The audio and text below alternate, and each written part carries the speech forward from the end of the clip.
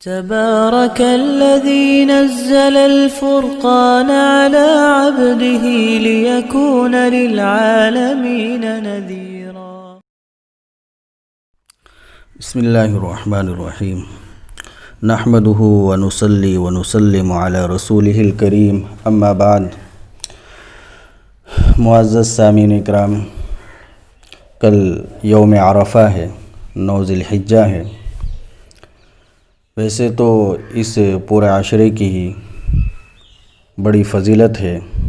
اللہ رب العزت کو ان دنوں کے اندر نیک عمل بہت پسند ہے، اور ہر دن کا روزہ 1 سال کے روزوں کے برابر ہے، اور ہر دن کی رات کی عبادت شب قدر کی عبادت کے برابر ہے۔ بالخصوص 9 ذی الحجہ کے بارے میں حدیث شریف میں ہے، صیام یوم عرفۃ احتسب علی اللہ ان یکفر السنۃ التی قبلہ والسنۃ التی بعدہ۔ یہ مسلم شریف کے الفاظ ہے، اور بھی کئی کتابوں میں روایت ہے، ترمذی شریف میں ہے، ابو داؤد شریف میں ہے، ابن ماجہ میں ہے۔ اللہ کے نبی صلی اللہ علیہ وسلم نے یوم عرفہ کے روزے کی فضیلت ایک یہ بیان فرمائی۔ یہ تو ہے ہی کہ 1 سال کے روزوں کے برابر ثواب ہے، لیکن اس کے ساتھ ساتھ مزید یہ فضیلت بھی ہے کہ یوم عرفہ کے روزہ یہ 2 سال کے گناہوں کا کفارہ بن جاتا ہے۔ ایک گزرے ہوئے سال کے گناہوں کا کفارہ، اور دوسرے آئندہ سال کے گناہوں کا بھی کفارہ ہے۔ تکفیر سنتین، اس روزے کی فضیلت اللہ کے نبی صلی اللہ علیہ وسلم نے ارشاد فرمائی، تو ہمیں اہتمام کے ساتھ یہ روزہ رکھنا چاہیے۔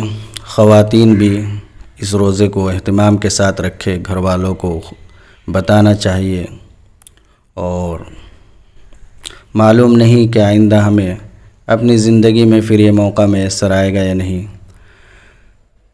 گرچہ اس طرح کی روایتوں میں محدثین شراح اکرام فرماتے ہیں کہ جو گناہوں کا کفارہ ہے، گناہ ختم ہو جاتے ہیں، تو صغائر گناہ معاف، اس سے گناہ صغائر مراد ہیں۔ لیکن گناہ صغائر کا معاف ہو جانا یہ بھی بڑی بات ہے، اور ہمارے ذمے بہت گناہ ہے، رات دن گناہ ہوتے رہتے ہیں، ہر انسان گناہ گار ہے۔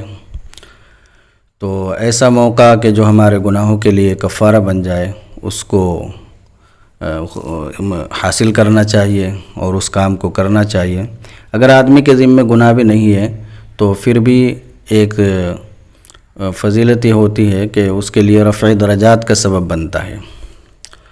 اور اسی حدیث شریف کے ذیل میں حضرت عبداللہ ابن عباس رضی اللہ تعالی عنہما کا قول، حضرت شیخ الحدیث مولانا محمد زکریا نور اللہ مرقدہ وبرد مسجعہ نے لامع الدراری کے حاشیے میں اور بذل المجہود کے حاشیے میں نقل فرمایا، قال ابن عباس رضی اللہ تعالی عنہما ھذا بشری لحیات سنۃ مستقبلۃ لمن صامہ، کہ اس حدیث شریف میں جو فضیلت بیان کی گئی ہے کہ 1 سال کے پچھلے گناہ معاف ہو جائیں گے اور آئندہ 1 سال کے گناہ معاف ہو جائیں گے، تو یہ آنے والے سال کی زندگی کی بشارت ہے، خوشخبری ہے۔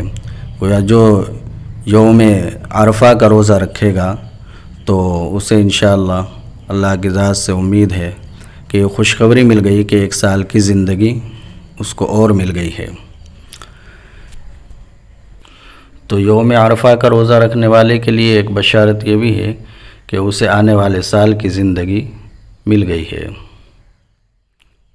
اللہ تعالی ہمیں اہتمام کے ساتھ اس روزے کو رکھنے کی توفیق عطا فرمائے، اور اعمال صالحہ کی توفیق عطا فرمائے۔